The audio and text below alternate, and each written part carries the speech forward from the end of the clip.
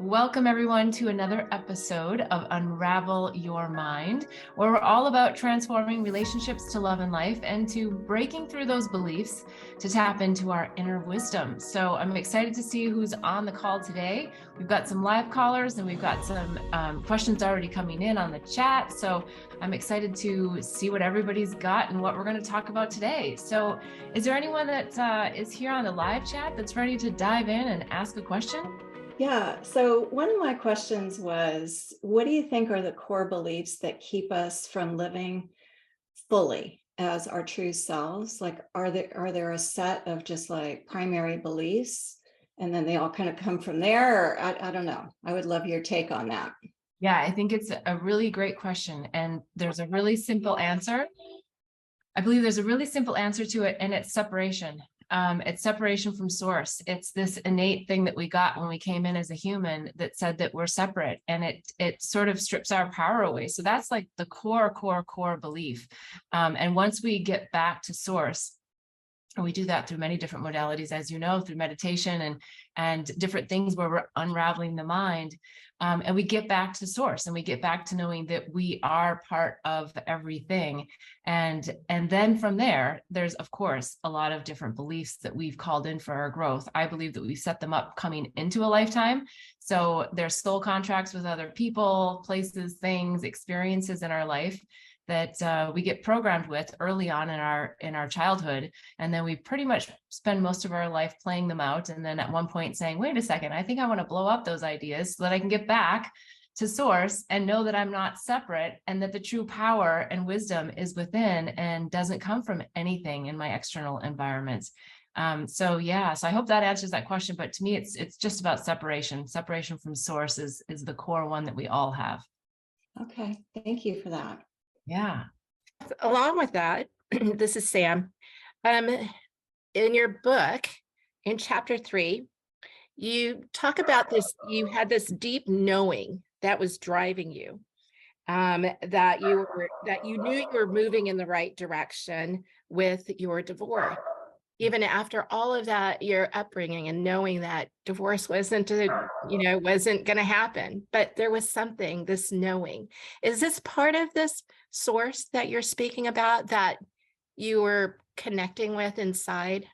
Yes, I believe it was. I didn't know it to quite be that at the time, but it's that inner wisdom that we tap into that like when we actually feel it, and I'm pointing at, you can't see, but I'm pointing at my third chakra, when we sort of feel it anchored in, we're like, I just know this, but I don't necessarily know why or all the details. And a lot of times our programming rubs up against it and says, well, no, that's not what you should be thinking, because that's not what you were, that's not what you were raised with. Those aren't the ideas that were instilled in you at a young age. So yeah, it was like this fire in my belly of knowing that I was doing the right thing, even though there was a lot of reasons to believe that, I should be scared and be fearful of the idea of leaving my husband at that point in my life.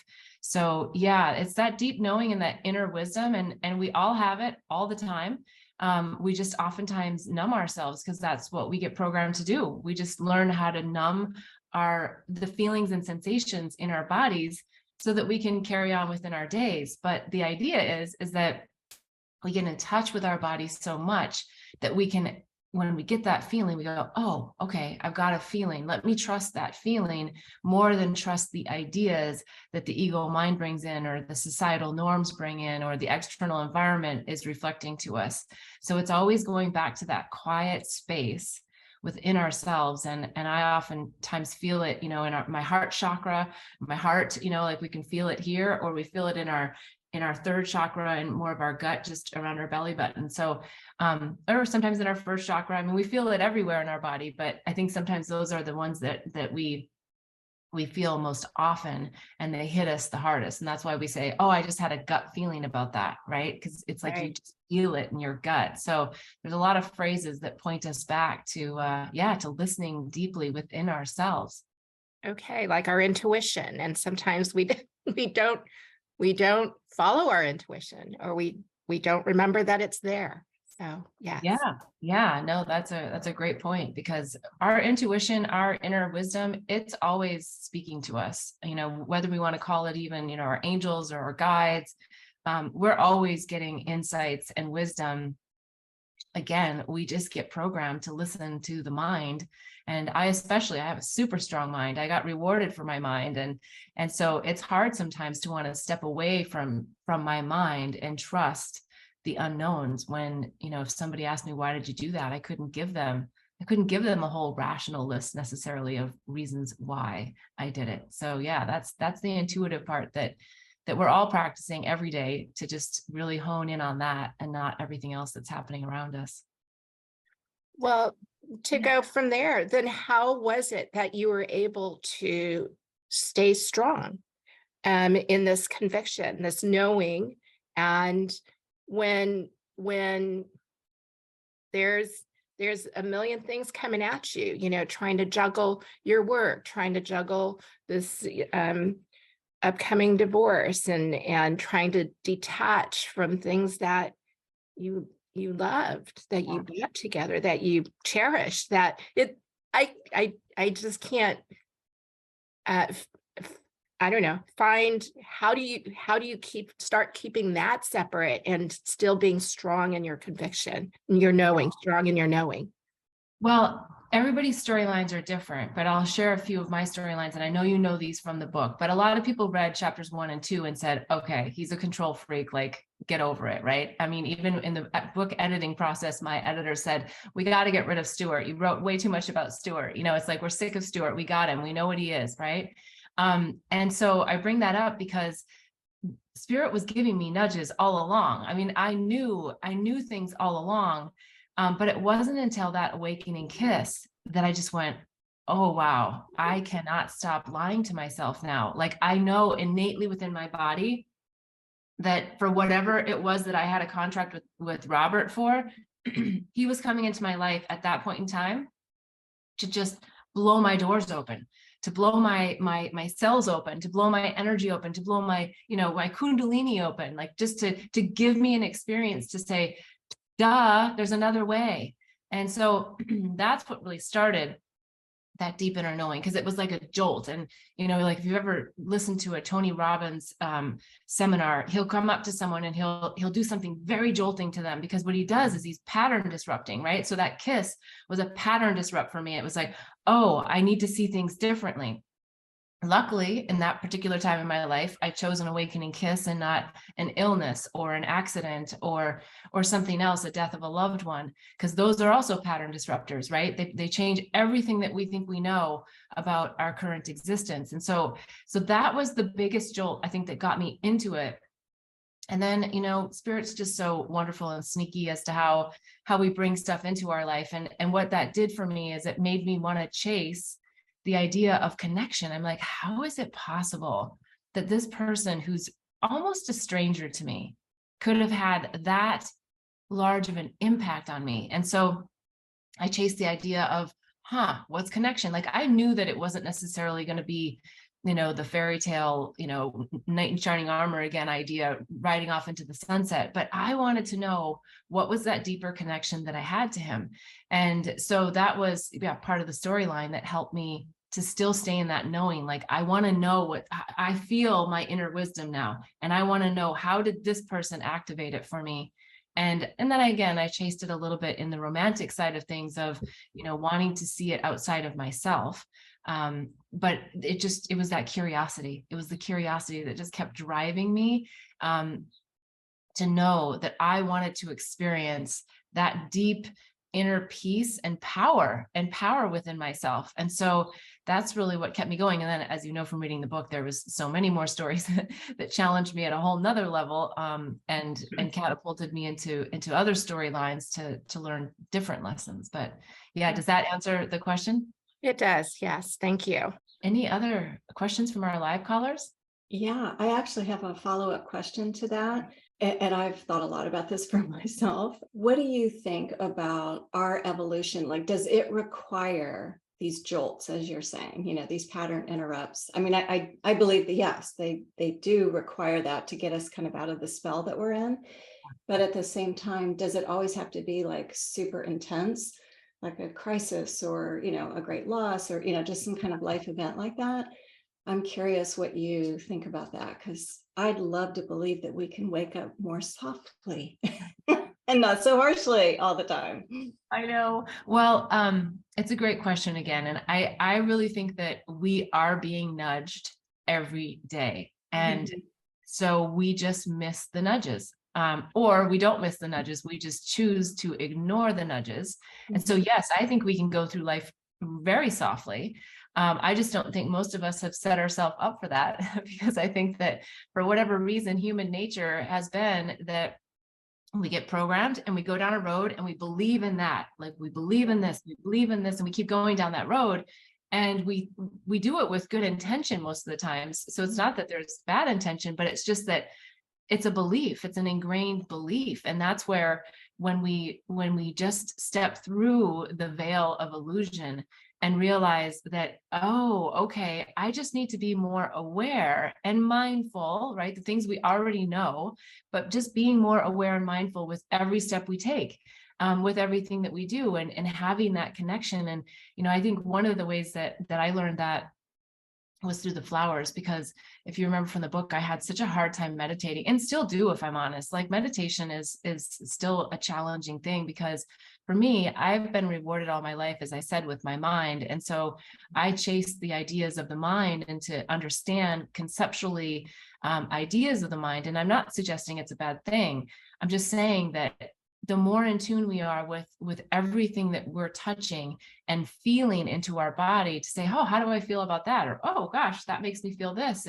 And especially when we focus on the things that make us feel good, right? That then we attract, as we know, the law of attraction, we attract more of the good things. And when we attract more of the, and I don't even like the word good, but when we attract more of the things that are on our soul's plan, alignment, then everything feels effortless and it's easy and it's in flow, right? So that's another ding, ding, ding. Whenever something feels difficult or out of flow, that's like, okay, let's take a step back and let's just see, well, why does it feel out of flow? And, with my Midwestern upbringing, it was like, no, like work hard, be humble, push through it, get it done, keep going. And again, it's not that those are bad things. It's just that sometimes those things lead us down a road that is the harder road. I've taken the long road home so many times, and I'm like, oh, shoot, there was a shortcut. And why didn't I just take the shortcut? And again, that's not even a bad thing if we take the long road, because as long as we learn the lessons, which I think is one of the things that I hope people take away from the book, is that we all stumble, we all fall, we all have highs, we all have lows. And it's, what do we learn from it? We all have heartbreak, we all have big love. But what are we taking away from it? And are we shutting our heart down, or are we opening our heart more and saying, okay, bring me the next, bring me more, show me more, let me experience life more, let me go bigger, let me go more. And a lot of times, especially as light workers, which I would venture to say most people listening in on this show are very empathetic, compassionate people who are here to actually make a difference and want to make a difference. But a lot of times it's us that allow our light to get dampened because of these external situations. So I know I went off on a bit of a tangent there. Just coming back to your question is, yes, I absolutely think we can do it in a much more ease and flow kind of way. It's just, we've chosen to have some of these big zingers come into our life.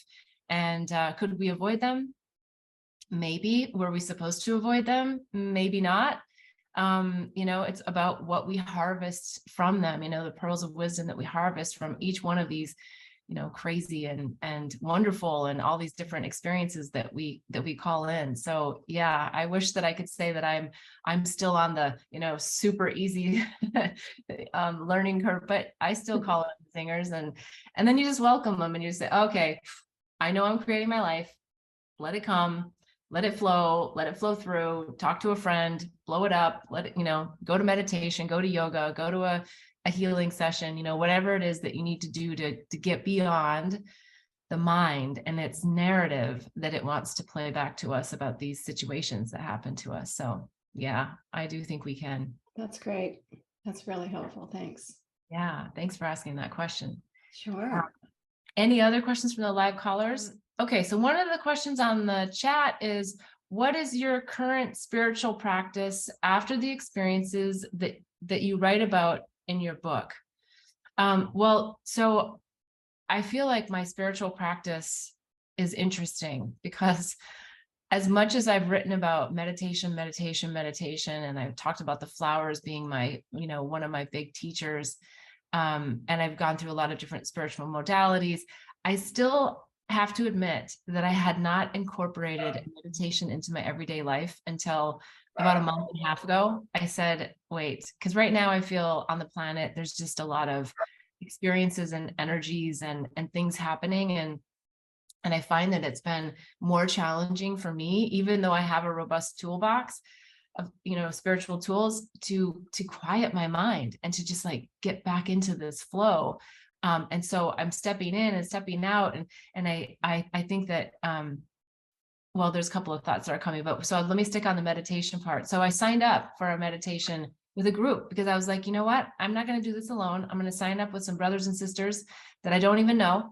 And it happened to be with a shaman that I've sat with for ayahuasca. So I was like, I know that this will be a good group of people who clearly know how to step into the bliss of divine oneness, but that also struggle with this third dimensional reality, because that is the point, is knowing who we are, being connected to the cosmos, having all that information available to us, bringing it down into, this meat suit in this body and embodying it. And that is an ongoing practice because things continue to happen to us all the time. So I would say one of the things that I'm reincorporating into my life in a much more systematic, everyday sit for 30 minutes is traditional meditation.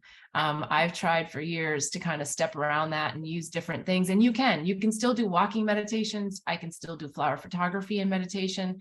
But as we know, I mean, the Buddhist monks, it's all about living meditation, because that's when we become the most mindful and we really have an experience with our environment without the mind involved, right?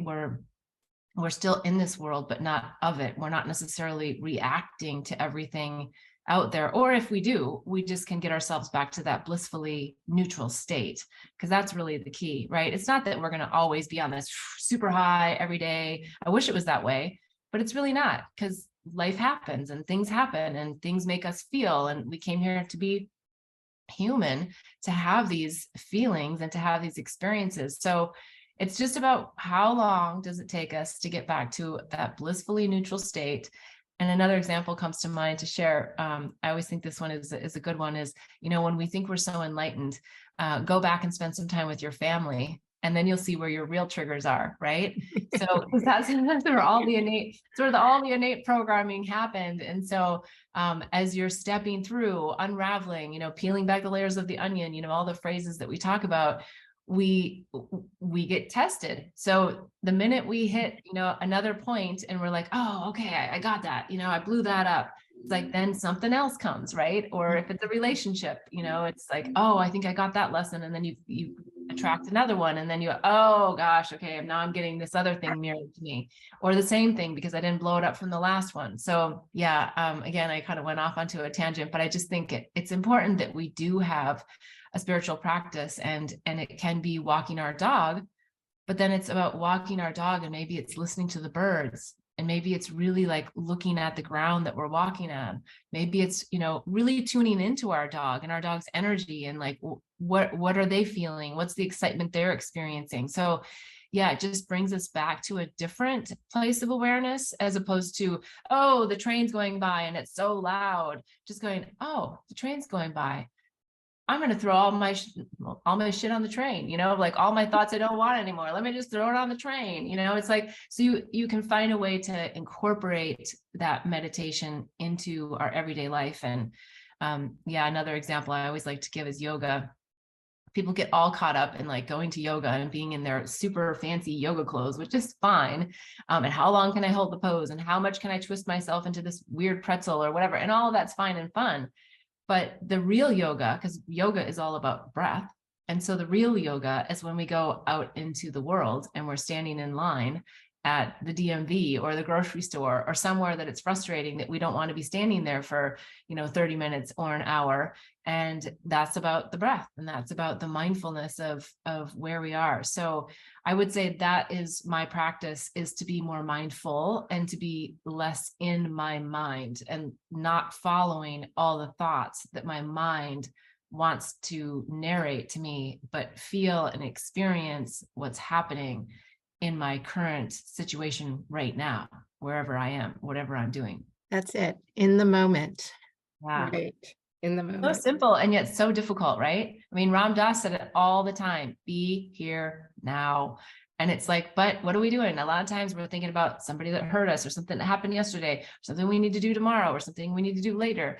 And, and that's the practice of really just getting the mind in the back seat and the soul in the driver's seat, and leading with our heart, right? And that's also a hard thing to do, is how do we lead with our heart when we feel like people are out there just wanting to crush it, and take away our happiness. And so that's also part of the practice, is just knowing that, we're going to keep our hearts and minds open. Well, what I noticed in your writing, and it's beautiful, what you shared, is that you have an exceptional way to shift your perspective from the negative to the positive. You were in situations that were just, horrid, and yet you didn't share it necessarily with your family or your friends. You kept it within, and you found the strength. You had something in you to be able to take that negative aspect or whatever and flip it. And a lot of people can't do that. My glass is half empty versus my glass is half full. And so what are there things that you can share that would help people to move from a negative to a positive? Yeah. I know that it has to come from within, but what can you share to help people start that? Well, so many things are coming to mind to share with that question, because I think you started to refer to probably the sleeping with the devil chapter, and when I was in that really difficult situation, and I knew that how dramatic that was, that there was no one that was going to pull me out of that. There was nothing my parents could do. There was nothing my friends could do. I had to find a way out. And I give all the credit to my higher self, source, God, whatever you want to call it. That it's like, it's those moments when, and it brings a little bit of emotion to say it, but it is those moments when we're on our knees that we finally say, show me a way. Yeah. And I am, still to this day, I walk out and I'm like, how can I, and I'll ask for something in a manifestation.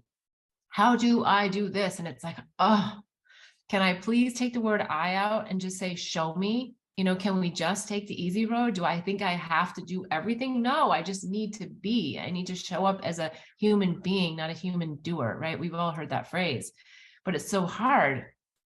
I don't know why it has to be so hard, but it is so hard sometimes to get out of the doing. And so for me in that situation, I felt so divinely held. I was scared. I was fearful, but that was that moment where I had no other way but to ask for help from a source that was, from a whole different dimension than where my fearful mind was in. And so I look back at that actually somewhat fondly, in the sense that, man, that built another tool that I did not have in my box.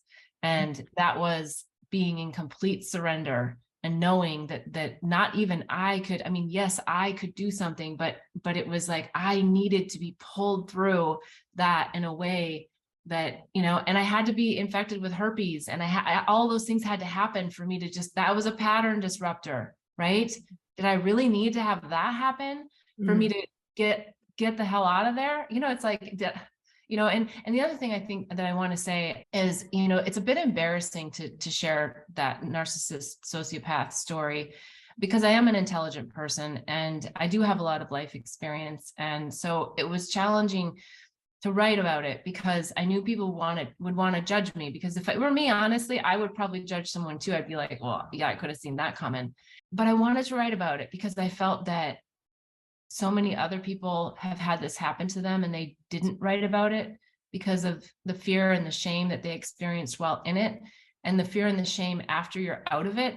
is also alive and well unless you heal it. And so I think my message is whatever your fear and shame is, like whatever's happened to you, your big T or little T in the trauma, I want you to jump in and heal it, because healing it and stepping through it is so much more beautiful and releasing than holding on to it and shoving it down, because it's in you at a cellular level. All that fear, shame, trauma, it's there and it doesn't go away. We like to think that it does, and we can drink it away and we can eat it away and we can, buy it retail therapy, shopping it away. There's lots of things that we can do to try to appease ourselves, to feel like we have a connection in a different way. But until we go back to the connection to ourselves and we get to that deep core wound, sometimes it's from childhood. A lot of times, everyone has a childhood wound because we're so innocent then that things are impressionable on us and things imprint, even the smallest things. And we don't recognize it until much later on in life because we just always thought that was the way. Gosh, now I know I really digressed. I don't even know what the question was. It was more the shift in how to help people to move away from that negative view to the positive, and what to get that strength to keep it positive or see it positive or turn it around. Yeah. The train. And then you're thinking, yeah, I'm throwing all my stuff on that train. Take it away from me. Now I feel like it's such, after everything that's happened in the last 2 years, I mean, that really was an opportunity for everyone to be within the 4 walls that they've built and to do some deep, deep, deep inner reflection of, am I in the right 4 walls? Am I in the 4 walls with the right person? And I don't mean right in the sense of right. I mean, in the sense of, is this a relationship to my house, to my home, to my children, to my husband, to my wife, to my friends, to my family that are supporting me, or are these relationships actually holding me back? And so I think that's what those couple of years did for people. And a lot of people made a choice to either take action and to do something different, or to numb themselves more. And that's where I think a lot of the spiritual community starts talking about this separation, but it's all in our minds. And it's really diving deeper into understanding what is our soul's plan. And our soul's plan is to always get us back to bliss. It's always to get us back to the bliss of divine oneness in the here and now. And so, yeah, I think that now we're in a time where, especially the people who decided to step through and said, yeah, I really want to follow my soul's plan even more. I want to line up with that. It's been a really tricky time, at least it has been for me, because all of the extra stuff that maybe we did work on, or we didn't work on, or we didn't know was there, is still bubbling up. And if it's not bubbling up within us, it's bubbling up in our family systems, our ancestral lineage. It's bubbling up in all the people that we bump into outside. And so the more sensitive we are, the more compassionate, empathetic we are, the more we start to feel a lot of other people's stuff and things that are still all for our own evolution, but they're things that we're being asked to deeply reflect on and to walk through them now. And I like to think that we should be walking through them together, that we're not alone, and that we should find our tribe. And it's also another reason why I feel called to do this show and write the book, is because I just want people to know that they're not alone in their suffering. I know that people have had, the same situations as me, and situations that are much worse than me. And yet, a lot of people don't necessarily want to tell the truth to themselves about what it is. And so that's my encouragement to people, is to really tell yourself the truth and be brave to step through and to just welcome the, everything that's coming at them right now, because I do think we'll step through and things will get a little bit, dare I say, easier, meaning that the mind won't be as active, because I think the collective mind right now is really like stirring up the pot and making even the most peaceful, even the most enlightened people squirm a little bit in their seats, just because of energy. It doesn't mean that something bad's happening. It just means that there's just a lot energetically that's coming forward for release. And the more we can do our work to shine the light and show the way, then the more people can also follow, right? We're not here to heal anybody. We're here to heal ourselves and to know that we're perfect and whole and shine our light brightly so that we can walk together. And yeah, and I think right now a lot of light workers, way showers are feeling like there's a lot of people wanting to dampen their light because people don't want to see the truth. People, some people are really stuck in the suffering of their stories, and that's their identity. They don't know who they really are. And so that would be my other thing, is just everyone, let's figure out, learn who you really are. Because when you learn who you really are, it's so beautiful. And that's where psychedelics came in for me. I knew conceptually a lot of these concepts, but until I had a plant-based experience, then I was really able to go deeply into the embodiment of it. And again, it's still a practice. You come away from a ceremony and you feel embodied and you feel connected and you feel your heart's open, and the programs still come back in, but then again, it's the work. And then you're just doing the work again. You're like, okay, all right, I still got a little cleanup on that. Or, whoa, I got a lot of cleanup on that. Or, geez, I attracted that again. I wish that I could say that it's like we just achieved this beautiful spot and then we just all sit here and, om and on, but that's not being human. And so that's not the experience we set ourselves up for. So yes, it's quite a journey, right? Oh, that was a lot. And thank you. That was a lot of information. And what I feel too is that we need to come back to our center. We need to quiet our minds, be present, also find self-love. yes. And you want to talk a little bit about self-love, maybe in your process that I know that you said that you grew up in a well-loved family, and not very many, well, there are others who have and some that don't. As an individual, that I have self-love, so I can stand very solid. But there are those who don't have that. And I think that's important to be able to have this love of self before you can even share your love, right? Yes. It's super important. And actually, one of the other questions in the chat that I saw was, do you have a second book coming? And so the second book, I'm actually writing the second book right now, and it's called The Romantic Love Illusion. And it goes beyond the concepts of self-love. But yes, I self-love is so important that we get there first. And I do, not that I have to give credit per se, but I do give a lot of credit to my upbringing. And of course, my parents installed some really gnarly belief systems in me that I'm still working through today.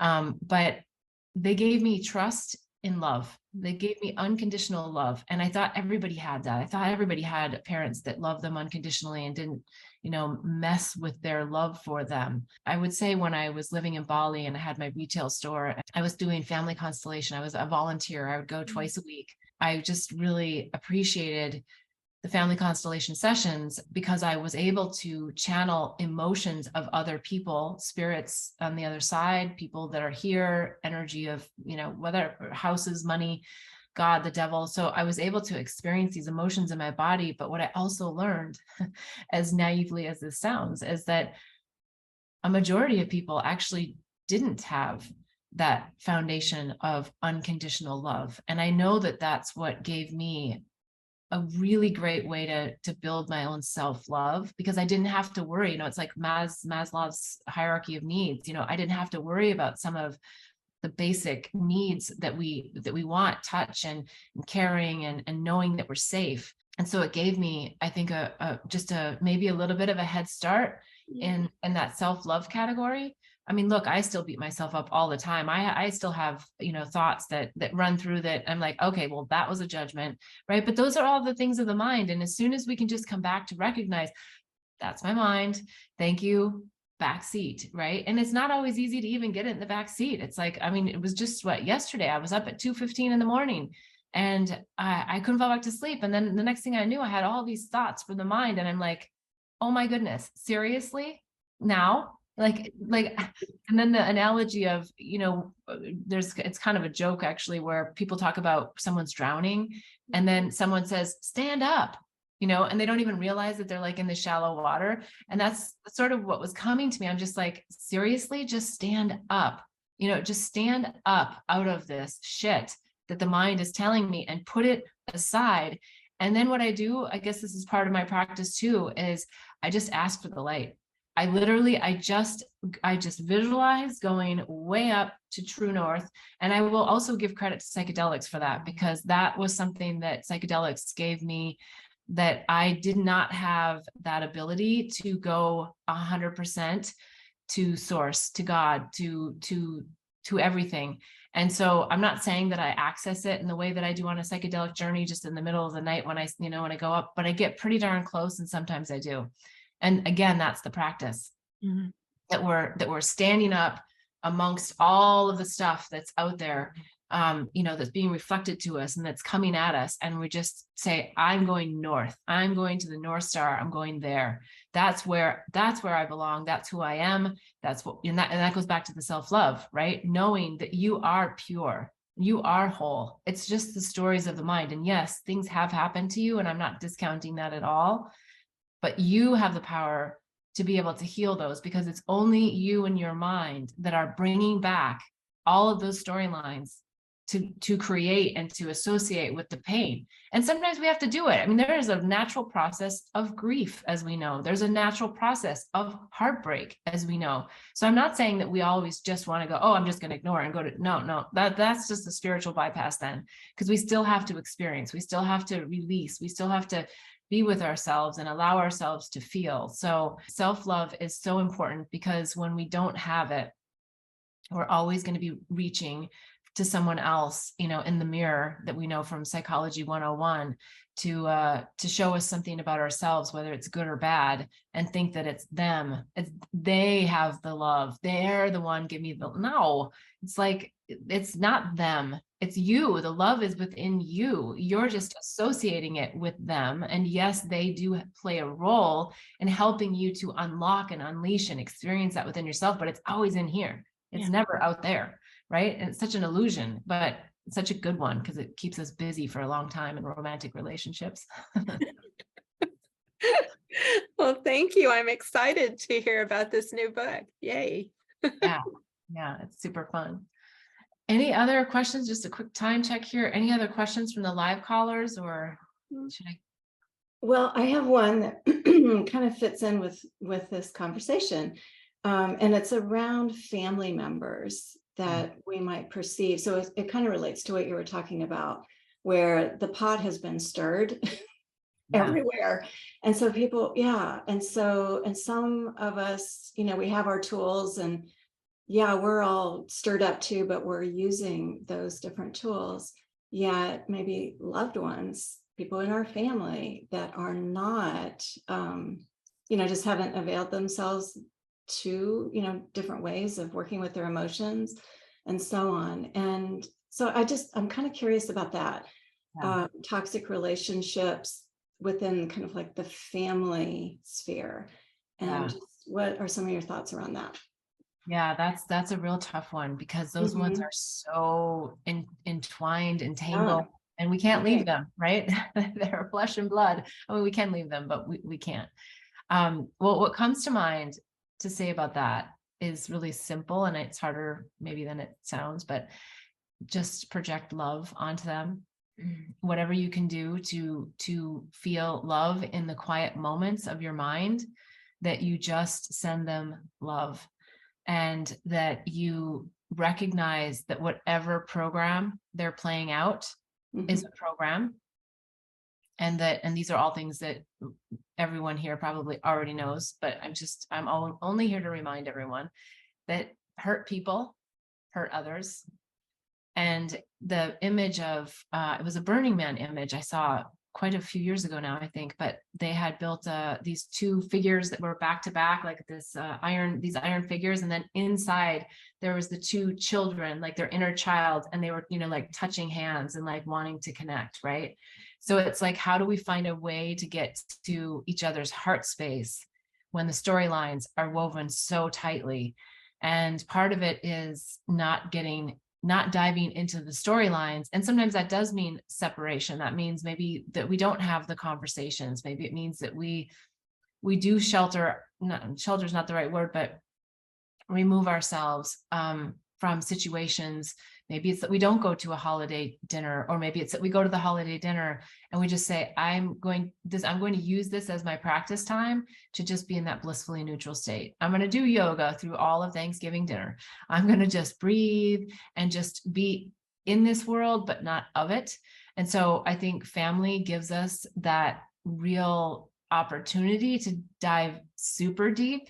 And if we can do it in our family systems, then we can do it outside. The other thing that comes to mind is back to the family constellation work. I found that to be so fascinating, because when we change the energy within ourselves, and we can actually shift it within a family unit and within an ancestral lineage. And oftentimes when you shift something, it has an effect on someone else. But the trick is, I've found, is that, because I'm always like a if then girl. I like, oh, if I do this, then I'll see that, like I always want to have an expectation about things. But if you can keep yourself from having an expectation in a family constellation session, and just allow the energy to do the work, and do, for the group that's there in the knowing field, to help you to give it back to that person, or to give it back to an ancestral lineage, whatever that is that you've identified, that can have tremendous impact on people. Because the moment you just shine the light, as opposed to get into the storylines, then everybody else, it almost like diffuses the energy line of having to argue about it. And the more you can shine the light, and look, people are probably going to come and try to dampen that light time and time again.